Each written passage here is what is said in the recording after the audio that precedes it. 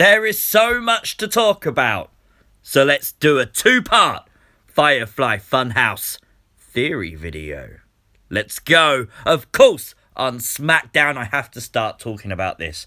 Alexa Bliss returned. She smashed the coffee cup that she gave her one-time best friend, Nikki Cross, and, well, it was a definite sign of a heel turn by Bliss. Now, Alexa Bliss's transformation has not yet been completed, but we know she's changing. You can go and thank all those clickbait websites that told you this story had been dropped, because it obviously hasn't.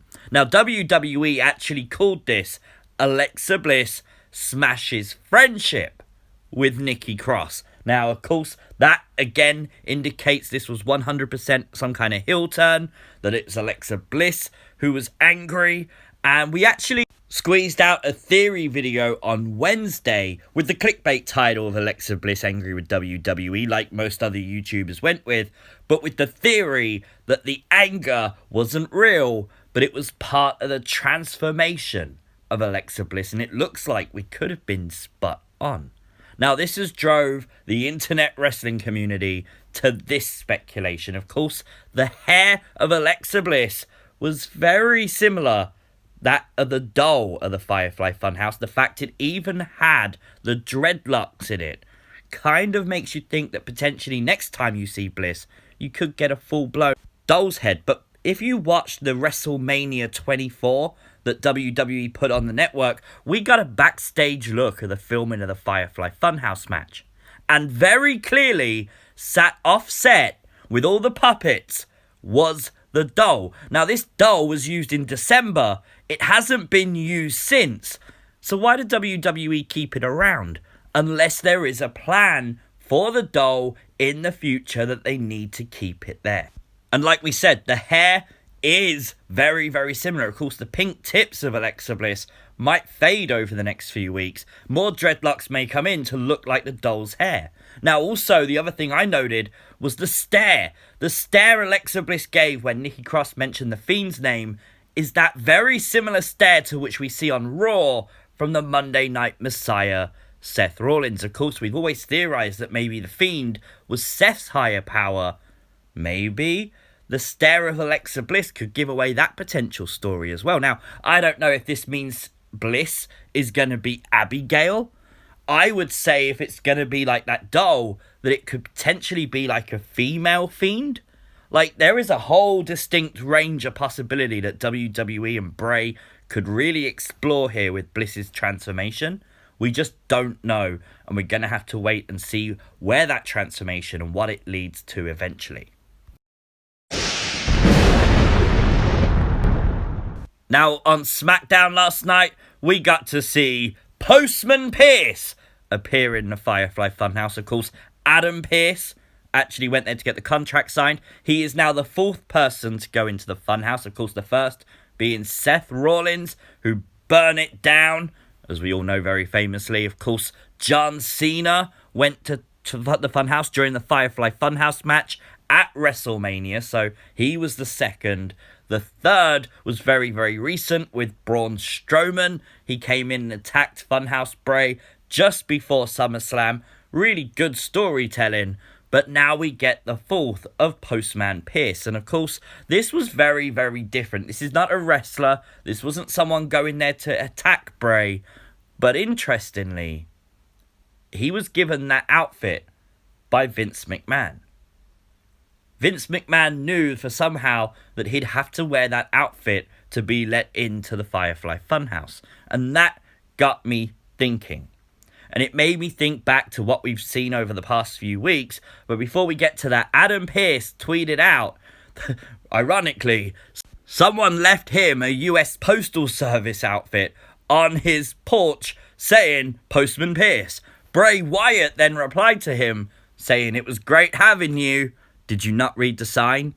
Of course, Hotel California, and the tag underneath it as well. You can check out any time you want, but you can never leave. This has been referenced by Bray before, and it's really cool that Bray's still telling this story, that the Funhouse is similar to Hotel California, and maybe when you go there, that part of you stays there forever. Now, I do like the connection, though, that Vince gave Adam Pearce that US mail outfit. He gave him the postman costume.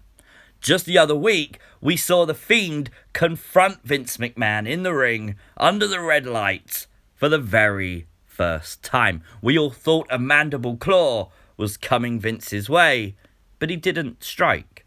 Yes, Braun then interrupted, but Fiend had the opportunity. Fiend didn't appear next to Vince. He made his entrance.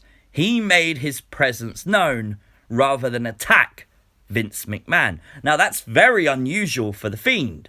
But when you look at the Funhouse, you see Bray's relationship with Vince in the form of the Devil Vince, the bus puppet. Of course, Bray almost fears Devil Vince. Devil Vince tried to fire Huskus because he was out of shape. That's probably the story that Vince McMahon tried to fire Husky Harris back in Bray's old incarnation. So maybe, therefore, Bray does have some kind of fear with the devil, Vince McMahon. And when we look at the past of all the Fiend's victims and what they have in common, well, you know what? There's one thing. They've all done him wrong. And we've always theorised that that was what Bray was trying to put right. But there's one other thing. Vince McMahon. It's always been the boss. Vince McMahon is the man who schedules these matches. He's the guy who chooses the guy. He's the guy who chooses the winner of these matchups. He's the guy who could have put Bray over many, many years ago, but chose to go with other people. We know one of his favourite superstars, one of his best friends, is The Undertaker. So if you're looking to impress Vince McMahon, why would you not create a character likened to The Undertaker? A character that people gravitate to, adore and love and cherish and hold close like The Fiend. Because we do. We idolise The Fiend, similar to that of The Undertaker. And people obviously with the supernatural powers and the weird going-ons do liken both dark characters to be very similar. So maybe Bray created The Fiend to get Vince McMahon's attention. So Vince McMahon had to push Bray Wyatt. So Bray Wyatt could become the megastar. But maybe Vince McMahon still sometimes screws Bray. Goldberg, Super Showdown, maybe he just got bored. The new toy, The Fiend, got a little bit boring. So bring in Goldberg. Spear, yep. Jackhammer, done. Roman Reigns, yep. The Fiend, yep. He got a bit boring. Bring in Roman Reigns. We all saw Vince McMahon's reaction on SmackDown to the fact Roman Reigns was back. He was ecstatic. We're not. We're sitting there panicking that at Payback, the Fiend could lose that championship. So maybe that's why. Maybe it's all been about trying to impress Vince McMahon. Strange to say, but at SummerSlam, Roman Reigns called The Fiend a freak in a mask. Maybe it's true. Maybe Bray Wyatt is a freak in a mask, but the mask is what gives him the power to try and impress us and Vince, to try and put him on top of the WWE. Maybe that's why all this Funhouse, The Fiend, maybe that's why it's all happened. And Bray still can't get Vince's seal of approval. He can't get Vince's attention enough to give him those brass rings. Twinkle, twinkle, little star, how I wonder what you are. Up above the world so high, like a diamond in the sky. And is that why the first and only time The Fiend has properly spoken was a nursery rhyme about Twinkle, Twinkle, Little Star?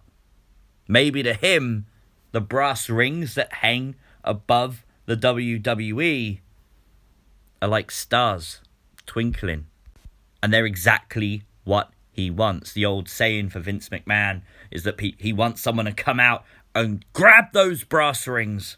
That's what The Fiend wants to do. And if he has to go around changing people like Alexa Bliss, That's exactly what the Fiend will do. Maybe even as well, Seth Rollins, who was one of the biggest names in WWE. He still is, obviously.